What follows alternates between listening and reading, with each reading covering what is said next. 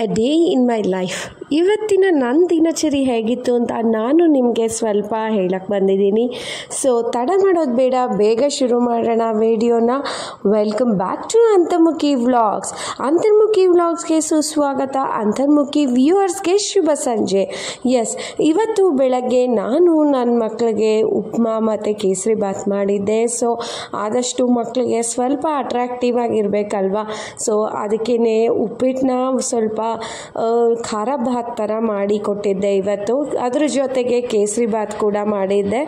So ಅದನ್ನು ಎಲ್ಲ ready ಮಾಡಿ ನಾನು ನಮ್ಮ ಮಕ್ಕಳಿಗೆ ಲಂಚ್ ಬಾಕ್ಸ್ಗೆ ರೆಡಿ ಮಾಡಿ ಮಕ್ಕಳನ್ನ ರೆಡಿ ಮಾಡಿ ಸ್ಕೂಲ್ಗೆ ಕರ್ಕೊಂಡು ಹೊರಟೆ. ಸೊ ನೋಡಿ, ಆಲ್ಮೋಸ್ಟ್ ಉಪ್ಪಿಟ್ಟು ಖಾರ ಬಾತ್ ಮಾಡೋದು ಒಂದೇ ಥರನೇ, ಆಲ್ಮೋಸ್ಟ್ ಎಲ್ಲರಿಗೂ ಗೊತ್ತಿರುತ್ತೆ. ಉಪ್ಪಿಟ್ಟು ಕುದ್ದಾದ್ಮೇಲೆ ಅದಕ್ಕೆ ಸ್ವಲ್ಪ ವಾಂಗಿಬಾತ್ ಪುಡಿ ಹಾಕಿದ್ರೆ ತುಂಬ ಚೆನ್ನಾಗಿರುತ್ತೆ ಫ್ಲೇವರು. ಸೊ ನೀರು ಕುದ್ದಿದ್ಮೇಲೆ ನಾನು ವಾಂಗಿಬಾತ್ ಪುಡಿ ಹಾಕಿ ಅದಕ್ಕೆ ರೆಡಿ ಮಾಡಿಕೊಂಡೆ. ಸೊ ಆಮೇಲೆ ಅದಕ್ಕೆ ಹುರಿದಿರೋ ರವೆನ ನಾನು ಮಿಕ್ಸ್ ಮಾಡಿದೆ. ಸೊ ಅಲ್ಲಿಗೆ ಖಾರ ಬಾತ್ ರೆಡಿ ಆಯಿತು. ಆಮೇಲೆ ಇಲ್ಲಿ ಕೇಸರಿ ಬಾತ್ ಕೂಡ ನಾನು ರವೆ ಹುರಿದು ರೆಡಿ ಮಾಡಿ ಇಟ್ಕೊಂಡಿದ್ದೆ. ಸ್ವಲ್ಪ ತುಪ್ಪ ಹಾಕಿ ಅದನ್ನು ಕೇಸರಿ ಬಾತನ್ನ ರೆಡಿ ಮಾಡಿಕೊಂಡೆ. ತುಪ್ಪ ಹಾಕಿದಷ್ಟು ರುಚಿ ಜಾಸ್ತಿ ಅಲ್ವಾ.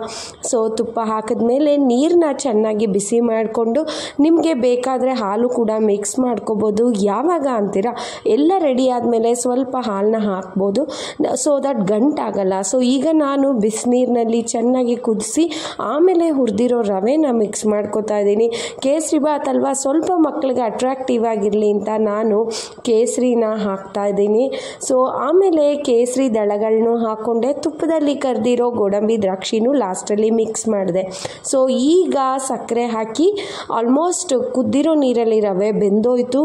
ಆಮೇಲೆ ನಾನು ಸಕ್ಕರೆ ಹಾಕಿ ಮಿಕ್ಸ್ ಮಾಡ್ಕೋತಾ ಇದ್ದೀನಿ. ನೋಡಿ ಎಷ್ಟು ಚೆನ್ನಾಗಿ ಬರ್ತಾ ಇದೆ ಅಂದರೆ, ತವಾ ಇದಕ್ಕೆ ಏನೂ ಅಂಟ್ಕೋತಾ ಇಲ್ಲ, ಕಡಾಯಿಗೆ ಕೇಸರಿ ಬಾತ್ ಒಂಚೂರು ಅಂಟ್ಕೋತಾ ಇಲ್ಲ, ಅಷ್ಟು ಚೆನ್ನಾಗಿ ಬಂದಿತ್ತು. ತಿರ್ಗಾ ಮೇಲ್ಗಡೆ ಸ್ವಲ್ಪ ತುಪ್ಪ ಹಾಕಿ ಮಿಕ್ಸ್ ಮಾಡಿ ಡಬ್ಬಿಗೆ ರೆಡಿ ಮಾಡಿಕೊಂಡೆ. ಆಮೇಲೆ ಗೋಡಂಬಿ ದ್ರಾಕ್ಷಿ ಕೂಡ ನಾನು ಫ್ರೈ ಮಾಡಿ ಮಿಕ್ಸ್ ಮಾಡಿ ಮಕ್ಕಳ ಡಬ್ಬಿಗೆ ಹಾಕಿದೆ.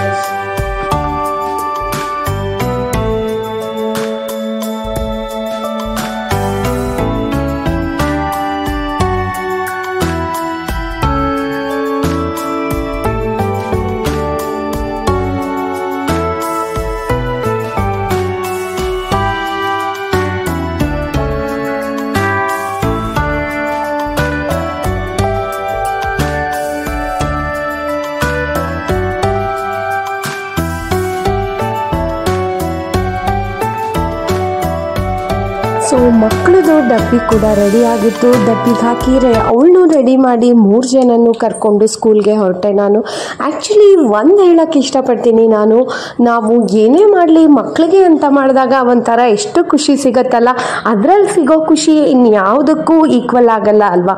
ಸೊ ನನಗಂತೂ ಅದೇ ರೀತಿ ಭಾವಿಸ್ತೀನಿ. ಕರ್ಕೊಂಡೋಗಿ ಮಕ್ಕಳನ್ನ ಸ್ಕೂಲಿಗೆ ಬಿಟ್ಟು ಬಂದು ಅದರಲ್ಲೇ ಒಂಥರ ಖುಷಿ ನಮಗೆ ಅಲ್ವಾ. ಒಂಥರ ಏನು ಹೇಳ್ಬೋದು, ಸೆಲ್ಫ್ ಸ್ಯಾಟಿಸ್ಫ್ಯಾಕ್ಷನ್ ಅನ್ನೋದು ಸಿಗುತ್ತೆ ಇದರಲ್ಲಿ. ನನಗಂತೂ ಹಾಗೇನೆ ಕಾರಲ್ಲಿ ಡ್ರಾಪ್ ಮಾಡಿದ ತಕ್ಷಣ ಸ್ಕೂಲ್ಗೆ ಅವಳ ಫ್ರೆಂಡ್ ಕೂಡ ಸಿಕ್ಕಿದ್ಲು. ಸೊ ಇಬ್ಬರು ಖುಷಿಯಾಗಿ ಕ್ಲಾಸ್ಗೆ ಹೋದರು. ಇದರಲ್ಲಿ ಸಿಗೋ ಖುಷಿ ಒಂಥರ ಎಕ್ಸ್ಪ್ರೆಸ್ ಮಾಡೋಕ್ಕಾಗಲ್ಲ, ಬಟ್ ಅದನ್ನು ಅನುಭವಿಸಿರೋರಿಗೆ ಗೊತ್ತು. Every mother will feel that ಅಲ್ವಾ. ಸೊ ನಿಮಗೂ ಹಾಗೆ ಅಂತ ನಾನು ಭಾವಿಸ್ತೀನಿ. ಎಲ್ಲ ತಾಯಂದ್ರಿಗೂ ಅಷ್ಟೇ ಅಲ್ವಾ, ಮಕ್ಕಳು ಚೆನ್ನಾಗಿ ಓದಬೇಕು, ಮುಂದೆ ಬರಬೇಕು ಅಂತ ಇದ್ದೇ ಇರುತ್ತೆ. ಸೊ ಅದೇ ಫೀಲಿಂಗು. ಮತ್ತು ಸ್ಕೂಲಿಗೆ ಬಿಟ್ಮೇಲೆ ಒಂಥರ ಖುಷಿ, ಬಟ್ ಒಂಥರ ಸ್ಯಾಡ್ನೆಸ್ಸು ಇರುತ್ತೆ, ಅವ್ರನ್ನ ಮಿಸ್ ಮಾಡ್ಕೋತಾ ಇದ್ದೀನಿ ಅಂತ. ಬಟ್ ಅದೊಂಥರ ಒಳ್ಳೆ ಸ್ಯಾಡ್ನೆಸ್ ಅಂತಲೇ ಹೇಳ್ಬೋದು.